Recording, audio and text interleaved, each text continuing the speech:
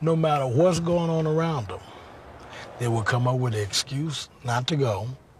They would come up with any, whatever story, imagine. I'm sick. I don't feel good. I need this. And that's what it was. Drugs were nothing new to Michael. He'd been addicted to painkillers for 20 years. It all began with the filming of a Pepsi ad in 1984.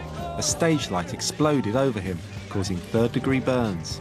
We did not have to use skin grafts nor hair transplants, and hopefully this will provide Michael with a normal, natural head of hair. Jackson began taking painkillers to deal with the prolonged agony he was in, and soon became addicted. It was the worst-kept secret in Hollywood, but no one knew the scale or the intensity of his drug-taking until his body lay on a mortuary slab 2 weeks ago.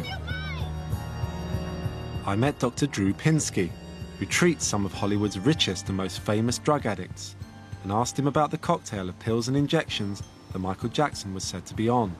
Dr. Pinsky, could you tell me in lay terms what kind of drugs Michael Jackson was alleged to have been taking? He's supposed to have been taking opiate pain medication like Vicodin, Lortab, codeine, those sorts of medications, and maybe even some injectable opioids like Demerol, morphine. The longer-acting oral opiates like OxyContin have been suggested as well. The benzodiazepine medication, which is Valium and Xanax, Klonopin, drugs like that, as well as hypnotics, in which case Diprovan came up recently as something that was found on his house, and that's a very strange medication for somebody to have in their home. I must tell you that in my world, I treat drug addicts all the time. The combination of opiates, opioids, and benzodiazepines is routine. Not to say that it's not dangerous, it is, but they seem to find their way to those almost without exception. The only bizarre and really, frankly, outlandish medication that I've heard of Michael Jackson using is this Diprovan, which is just, I mean, you can't even imagine how outlandish that is to me.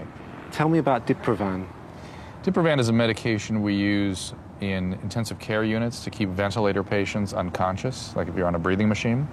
It's used for induction of anesthesia. It's an intravenous medication, requires intensive monitoring. The idea of someone using that outside of the hospital to me is just outlandish. How, if he was so medicated, could he have even stood on a stage? It's almost comical to me that people ask that question. I mean, rock and rollers have been doing it forever. They, in fact, get intoxicated because they think it improves their performance. My patients that are in the music industry, which I have many, they're loaded right now in performing. And they may take a little more when they get off. They may take a little less before they go on, or more. You can't tell. These opiates and benzos, they have a high degree of tolerance.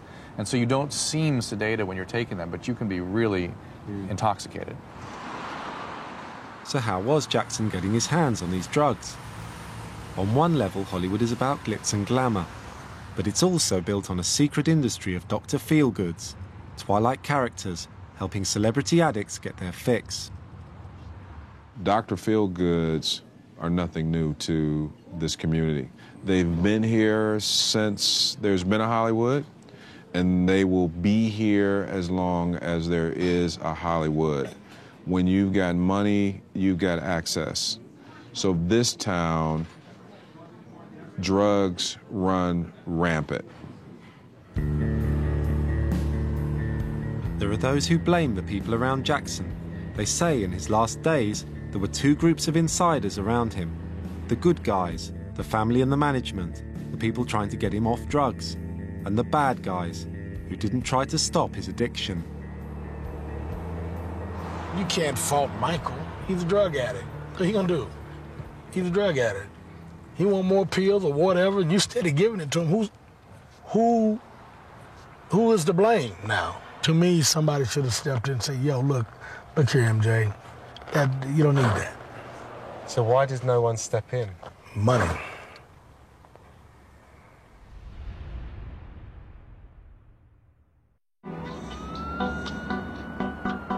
Behind the gates of his mansion, Jackson was wrapping himself in a cocoon of prescription drugs.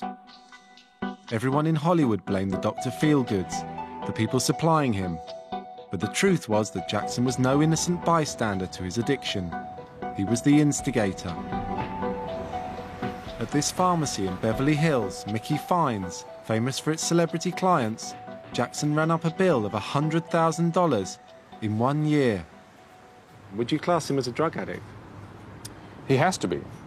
Can I just ask you about these rumours that he was taking heroin, that his body had track marks? I think... Does any of that sound plausible to you? Heroin does not sound right to me at all. Even my heroin addicts would rather go to what he was taking, what he was alleged to have taken. So there was sort of no reason for him to use heroin. He had pharmaceutical medications, were exceedingly powerful and do the same thing. What I do anticipate is you're going to find scarring throughout his buttock and hips, just like Anna Nicole Smith, from years and years of injection sites. And it ends up being a woody scar throughout the hip and buttock region. Jackson was surrounded by drug enablers, but there were also insiders trying to take the drugs away.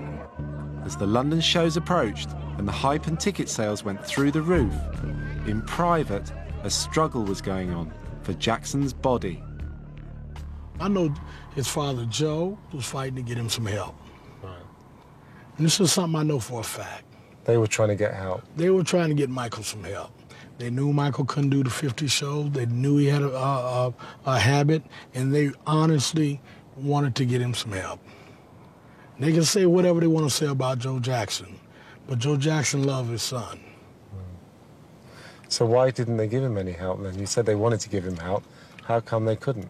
They would change his number, man, and it'd be weeks before they give it to the mother. I know that for a fact.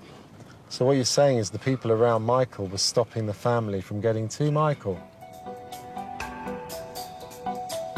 The Jackson camp and the Jackson family were said to be in favour of an intervention to cold turkey Jackson, the so-called enablers and hangers-on, allowing Jackson's drug addiction to continue.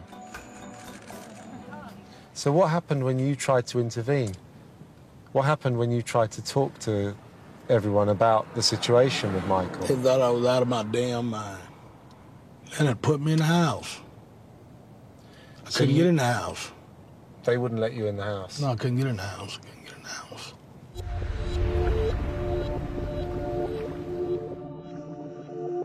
In spite of the turmoil behind the scenes, the juggernaut of the shows rolled on. On May the 20th, AEG went to great efforts to explain their reasons for the delay and denied rumours it was due to ill health.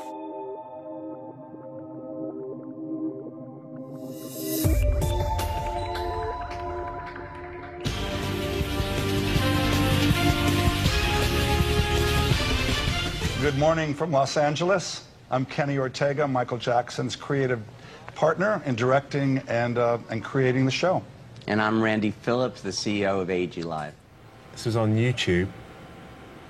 It was something that recorded on a Michael Jackson fan site, MJJC, explaining why the concerts have been put back. We have a massive production that is in the process of being built and developed and rehearsed.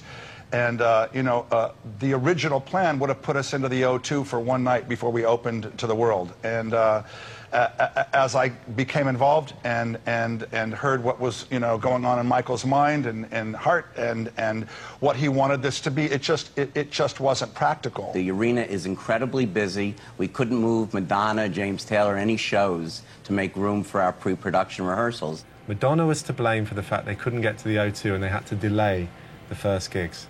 We want to open with confidence and securely, and with integrity. Nothing to do with Michael being ill. No sign that he's ill. He's in great shape. When they moved the dates back, what happened in London? People panicked. Right or wrong. So if they said any inklings they was having problems, it would create a panic. Because you got 1 million people or 850,000 people done bought tickets. So they didn't want to create the panic because they didn't have no solution to the answers for the panic. Regardless if the house is falling down, they got to be positive about it. It's going to stand. What is the latest on Michael's health? I would trade my body for his tomorrow. He's in fantastic shape. And, words are cheap, and I've refuted all the crazy stories. He's not sleeping with elephants. He's not dying of skin cancer. Every day there's another story. I've never seen anything like that. He's a magnet for these weird stories that people make up. Okay, but as far as really talking about his health, his director can answer that question better than I can. No, I just say that physically and